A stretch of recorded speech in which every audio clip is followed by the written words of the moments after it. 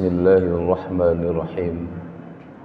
Wal 'ashri innal insana lafi khusrin illa alladziina aamanu wa 'amilus solihati wa tawassaw bil haqqi wa tawassaw bis sabr.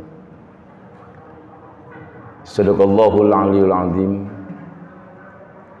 Jamaah sidang salat gerhana yang dimuliakan Allah Subhanahu wa taala, pada malam yang penuh dengan keindahan, mari kita sama-sama mendekatkan diri kita kepada Allah Subhanahu wa taala, seraya mengecilkan diri dan mensyukuri apa yang sudah diberikan oleh Allah, sehingga insyaallah kita dipilih oleh Allah menjadi orang-orang yang selalu dimuliakan hidupnya di dunia maupun di akhirat.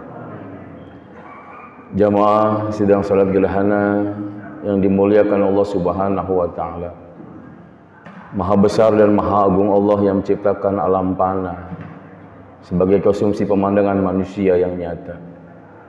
Maha besar dan maha agung Allah Subhanahu wa taala yang menciptakan gunung-gunung yang menjulang tinggi sebagai akar dari dunia. Maha besar dan maha suci Allah Subhanahu wa taala yang menciptakan langit seakan-akan menjadi atap yang terindah. Maha besar dan maha agung Allah Subhanahu wa taala yang menciptakan lautan tanpa tepi. Maha besar dan maha agung Allah Subhanahu wa taala yang menciptakan fenomena-fenomena keindahan baik di dunia dan di seluruh alam jagat raya. Lalu selayaknya kita sebagai seorang hamba ketika diberikan kenikmatan yang begitu indah dari Allah Subhanahu wa taala, rasa syukur yang keluar dari hati nurani kita, kemudian kita aplikasikan lewat ibadah. Insyaallah rasa syukur yang kita aplikasikan lewat ibadah membuat kita menjadi orang-orang yang selalu dimuliakan Allah Subhanahu wa taala dari dua sisi kehidupan dunia dan akhirat kita. Amin ya rabbal alamin. Jamaah yang dimuliakan Allah Subhanahu wa taala, bersyukur kita alhamdulillah sampai hari ini Allah izinkan kita melihat kebesaran Allah Subhanahu wa taala. Fenomena gerhana bulan merupakan satu kebesaran dan kekuasaan Allah Subhanahu wa taala yang harus kita akui bahwa Allah maha dari segala maha pencipta. Tidak ada satu makhluk pun yang mampu menandingi kebesaran dan kekuasaan Allah Subhanahu wa taala. Tanpa batas ilmu Allah, dan tak satu pun manusia bisa berpikir dan menghitungnya. Seandainya miliaran lautan airnya dijadikan tinta, miliaran pohonan rantingnya dijadikan pena, harus mencatat ilmu Allah, maka sebanyak itu tak cukup untuk mencatat ilmu Allah, sebab ilmu Allah tanpa batas, tanpa tepi. Selayaknya kita sebagai seorang hamba yang memiliki berbagai macam keterbatasan, mengaku saja kalah di hadapan Allah, mengaku saja rendah di hadapan Allah, mengaku saja kerdil di hadapan Allah, mengaku saja miskin di hadapan Allah, sebab sehebat apapun kita, suatu saat akan kembali kepada Allah Subhanahu wa taala. Dari fenomena yang terjadi saat ini, mestinya kita luangkan sedikit hati kita, sejenak kita renungkan, bersyukur kita kepada Allah Subhanahu wa taala, diberikan penglihatan tentang kebesaran-kebesaran Allah, sehingga insya Allah dari segala macam kebesaran yang Allah tanggalkan di dunia, yang Allah berikan dari perputaran dan peredaran langit yang ada, kita menjadi orang-orang yang sadar bahwa sesungguhnya setiap perjalanan kehidupan di dunia maupun nanti di akhirat, jelas Allah lah yang mengaturnya. Sidang salat gerhana yang dimuliakan Allah Subhanahu wa taala, maka di malam hari yang berbahagia ini, mari kita ambil kesimpulan yang terbijak di dalam hati kita. Ambil saja kesimpulan, jangan dikaitkan dengan mitos-mitos dan bahwa ini adalah rekayasa manusia. Tapi pada dasarnya semua kejadian di alam ini ada yang mengaturnya, ada yang memberikannya. Allah Subhanahu wa taala memberikan contoh-contoh yang terindah agar manusia menyadari bahwa sesungguhnya kita ini butuh Allah dalam setiap perjuangan kehidupan kita. Dan setiap kejadian-kejadian yang Allah jadikan di muka bumi ini adalah satu contoh dari Allah Subhanahu wa taala agar kelak kita berpikir bahwa sesungguhnya kehidupan yang saat ini ada akan berakhir dengan akhir zaman. Hari ini kita melihat fenomena gerhana bulan. Kemarin kita melihat fenomena gempa. Kemarin kita melihat fenomena tsunami.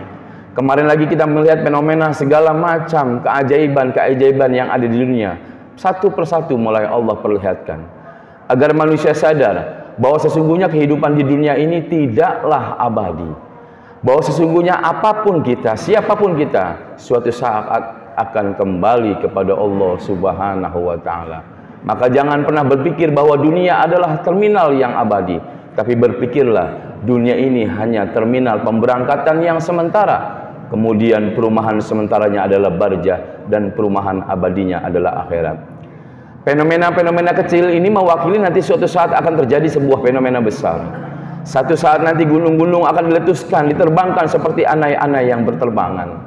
Lautan ditumpahkan, seluruh angin dikeluarkan, bumi diguncangkan, seluruh planet ditabrakkan. Saat itulah manusia berteriak-teriak hingga ada sebuah penyesalan ingin kembali kepada Allah Subhanahu wa Ta'ala. Tapi terlambat, mungkin hari itu adalah hari pembalasan. Maka sebelum semuanya dihancurkan oleh Allah Subhanahu wa Ta'ala, apa susahnya kita menyebut asma Allah dalam detak setiap jantung kita? Apa susahnya kita beribadah kepada Allah Subhanahu wa Ta'ala? Toh ibadah yang diwajibkan kepada hamba-hamba Allah tidak menyita waktu dan membuat badan kita tidak tergopoh-gopoh di dalamnya. Hadirin yang dimuliakan Allah Subhanahu wa Ta'ala, fenomena kebahagiaan yang kedua, mensikapi dari kebesaran Allah Subhanahu wa Ta'ala, seharusnya kita berpikir, kurang apa Allah memberikan kepada manusia? Kurang hebat apa Allah menongolkan setiap kejadian dan fenomena? Kurang maha besar apa Allah Subhanahu wa Ta'ala dihadirkan seluruh aspek kehidupan manusia? Tapi kadangkala manusianya yang lupa kepada Allah Subhanahu wa Ta'ala. Bahkan diberikan satu contoh yang tidak mengenakan pun, manusia berlari dari apa yang sudah diberikan oleh Allah Subhanahu wa Ta'ala. Ingatlah bahwa ketika kita kembali kepada Allah Subhanahu wa Ta'ala, bukan apa-apa yang ada di dunia yang kita bawa, tapi apa yang kita lakukan untuk Allah di dunia, itulah yang membuat kita selamat di hadapan Allah Subhanahu wa Ta'ala. Hari ini Allah Maha Besar. Jadi jangan pernah bangga dengan sholat kita, jangan pernah bangga dari zakat kita, jangan pernah bangga dari doa kita, jangan pernah bangga dari sedekah kita, jangan pernah bangga dari haji kita, jangan pernah bangga dari perbuatan baik kita. Sebab jujur saja, mungkin saja perbuatan-perbuatan kebaikan kita belum mendapatkan ridho Allah Subhanahu wa Ta'ala. Umar bin Khattab radhiyallahu an pernah berkata dalam satu makolahnya, Innallaha ta'ala katama sitatan fi sittatin. Sesungguhnya Allah Subhanahu wa Ta'ala menyembunyikan 6 perkara di dalam 6 perkara. Yang pertama, katama ridho fi ta'atin. Allah menyembunyikan keridoannya dari satu ketaatan. Allah menyembunyikan keridoannya dari ketaatan hambanya. Mengapa Allah menyembunyikan ridhonya dari ketaatan seorang hamba? Kita tidak pernah mendengar ayat salat ujungnya ridho Allah. Kita tidak pernah mendengar ayat haji ujungnya ridho Allah. Kita tidak pernah mendengar ayat zakat ujungnya ridho Allah. Kita tidak mendengar ayat sedekah ujungnya ridho Allah. Ridho Allah harus disembunyikan agar manusia dan hambanya tidak memilah-milih ibadah. Bisa jadi Ramadan kemarin kita tak dapat nilai sama sekali, karena mungkin di antara Ramadan yang kita lakukan belum imanan wahtisaban, belum penyerahan diri dan keimanan yang berbicara. Bisa jadi sedekah kita kemarin belum ada nilainya di hadapan Allah Subhanahu wa Ta'ala, karena mungkin sedekah kita kemarin hanya ingin dipuji oleh gegap gempitanya media massa. Bisa jadi tahajud kita, menangis kita, itikaf kita belum mendapatkan ridho dari Allah Subhanahu wa Ta'ala, bahkan mungkin belum diterima oleh Allah Subhanahu wa Ta'ala. Sebab kadangkala ketika kita ibadah hanya tuntutan pahala dan ingin surga. Bisa jadi pekerjaan-pekerjaan ibadah kita yang besar tak bisa menampung ridho Allah Subhanahu wa Ta'ala. Malah bisa jadi perbuatan yang kecil itulah yang mampu menuai ridho Allah Subhanahu wa Ta'ala. Kalau seandainya keridhaan Allah ditaruh di ibadah haji saja, kasihan orang-orang yang tak mampu berangkat haji. Kalau keridhaan Allah ditongolkan lewat ibadah sholat saja, kasihan orang-orang yang baru belajar sholat. Kalau ridho Allah ditaruh di antara jajaran zakat, kasihan orang-orang yang mustahik yang menerima zakat. Kalau ridho Allah ditaruh di deretan sedekah, kasihan orang-orang yang tak mampu bersedekah. Bisa jadi ibadah yang besar tak menuai ridho. Bisa jadi ibadah kita hari ini tidak diterima oleh Allah Subhanahu wa taala. Namun bisa jadi ketika kita pulang nanti memindahkan duri dari tengah jalan agar tidak terinjak oleh orang lain, malah itu yang mendapatkan ridhonya Allah Subhanahu wa taala. Itulah Allah menyembunyikan keridoannya dari ibadah seorang hamba. Kalau seandainya saja ridho itu hanya ditaruh di haji, lalu bagaimana kita pernah mendengar sebuah cerita ada seorang pelacur yang cuma meminumkan anjing dengan sepatunya, tapi seorang pelacur tersebut mampu menuai surganya Allah Subhanahu wa taala. Ternyata ada rumus ketika ridho itu harus datang dalam ibadah kita. Apa rumusnya? Al-ikhlasu huwa ruhul ibadah. Ibadah tidak dinilai dari besar dan kecilnya, lama atau pendeknya, tapi ibadah dinilai dari ikhlasnya kita ibadah. Salat kita mau ribuan rakaat sekalipun kalau tidak ikhlas, tidak salat namanya. Sedekah kita mau triliunan, miliaran sekalipun kalau tidak ada titik ikhlas di dalamnya, maka tidak ada ruh dalam ibadah kita. Jadikan setiap ibadah kita, besar ataupun kecil, panjang ataupun pendek ibadah kita, ikhlas lillahi ta'ala. Kedua, katama godobahu fi maksiatin. Allah menyembunyikan kemarahannya dari kemaksiatan seorang hamba. Allah tidak membuka aib seorang hambanya ketika hambanya berbuat maksiat. Allah tidak telanjangkan hambanya ketika hambanya berbuat zina. Allah tidak hilangkan tangannya ketika hambanya mencuri. Allah tidak bisukan mulut hambanya ketika mulut hambanya hidup akan fitnah yang keji. Allah menyembunyikan kemarahan hamba, kemarahan Allah dari perbuatan kemaksiatan hambanya agar hambanya tidak pernah menyepelekan kemaksiatan yang dilakukan. Bisa jadi kemaksiatan kecil itu yang mengundang murka Allah. Bisa jadi kemaksiatan yang besar kalau ada itikad ingin baik dan kembali kepada Allah, malah itu mendapatkan hidayah Allah Subhanahu wa taala. Kalau saja seandainya Allah marah dari setiap kemaksiatan yang kita lakukan, lalu bagaimana dengan kemaksiatan mata yang setiap hari kita lakukan? Kalau Allah marah, mungkin Allah membutakan mata kita ketika kita berbuat maksiat. Pertanyaannya, jikalau kemaksiatan mata kita Allah berikan kebutaan, apa yakin hari ini masih ada yang melihat? Sebab kita yakin mata kita setiap hari berbuat maksiat. Seandainya ketika telinga kita berbuat dosa Allah tulikan, apa yakin saat ini kita masih ada yang mendengar?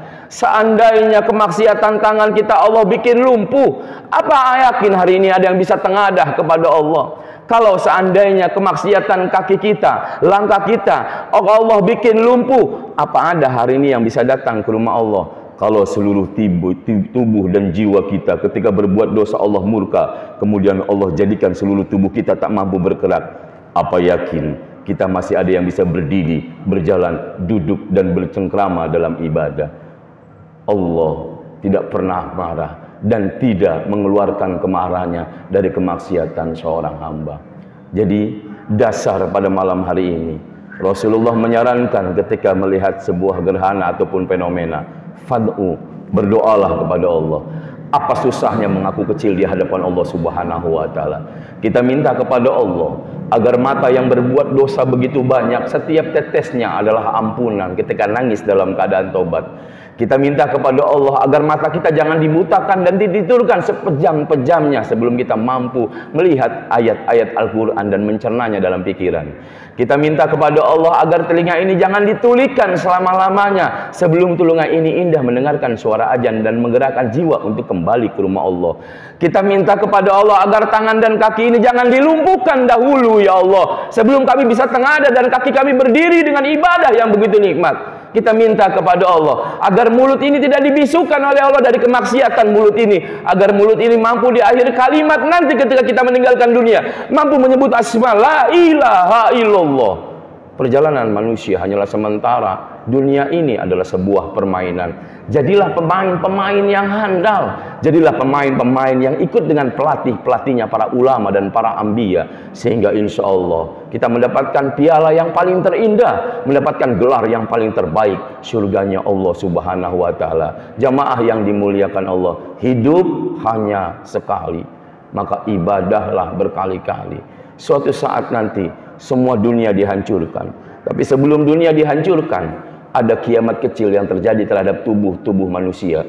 Suatu hari nanti kita akan diambil oleh Allah Subhanahu wa taala, tidak mengenal kaya, miskin dan memiliki jabatan. Suatu hari nanti kendaraan-kendaraan yang indah kita, yang berjejer rapi setiap hari kita lihati, suatu saat akan diganti oleh besi yang melengkung.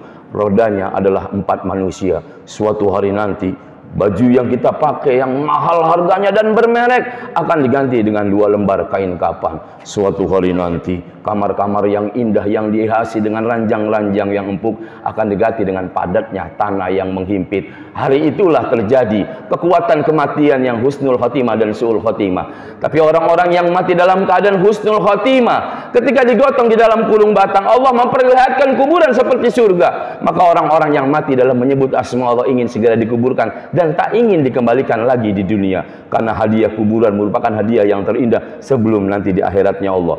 Tapi bagi orang-orang yang mati dalam keadaan sombong dengan hartanya, orang-orang yang mati dalam keadaan gila dengan jabatannya, orang-orang yang mati yang menyepelekan kesehatannya, orang-orang yang mati yang tidak menginginkan Allah dalam kehidupannya, orang-orang yang mati yang tidak mau beribadah, orang-orang yang mati yang menjauhkan sujud dan rukunya, orang-orang yang mati dalam keadaan sombong di hadapan Allah, orang-orang yang tersebut yang mati dalam keadaan su'ul khotimah. Dan ketika dia digotong di atas kurung batang, 4 rodanya manusia, sebenarnya mayat tersebut berteriak kencang dan kerasnya luar biasa, cuma tidak ada satu manusia pun yang menggotong mendengarnya. Seandainya Allah perdengarkan teriakan orang yang su'ul khotimah dalam kematiannya, maka seluruh pengiring kubur akan pecah gendang telinganya. Apa yang diteriaki oleh orang-orang yang mati dalam keadaan sombong? Allah ya Rabb, kembalikan aku ke dunia ya Allah, hidupkan kami kembali di dunia ya Allah, jangan kami engkau kubur ya Allah, tiupkan derumu kembali ya Allah. Seandainya hari ini 1 menit saja aku dihidupkan ya Allah, 1 menit aku dihidupkan dari kematian ini ya Allah, ditukar dengan gunung emas kami tak mau, ditukar dengan lautan mutiara kami tak mau, ditukar dengan ribuan perusahaan kami tak mau, ditukar dengan keindahan dunia kami tak mau. Seandainya hari ini kami dihidupkan lagi ya Allah, tidak lain ya Allah, kami akan menyebut asma-Mu la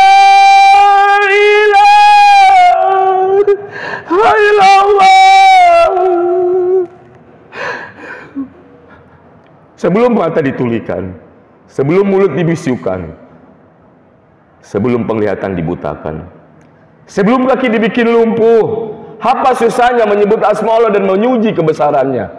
Harta tidak menjadikan kebahagiaan, jabatan tak mampu membuat kita menuju surga, tapi manfaat untuk orang lain, mencintai terhadap sesama. Inilah orang-orang yang beruntung di dunia dan di akhirat. Jahidu bi amwalikum wa anfusikum fisabilillah. Barakallahu li wa lakum fil Qur'anil azim. Nafani wa iyyakum bima fihi minal ayati wa dzikril hakim. Wa taqabbal minni wa minkum tilawatahu innahu samiul alim. Fastaghfiru innahu al ghafurur rahim.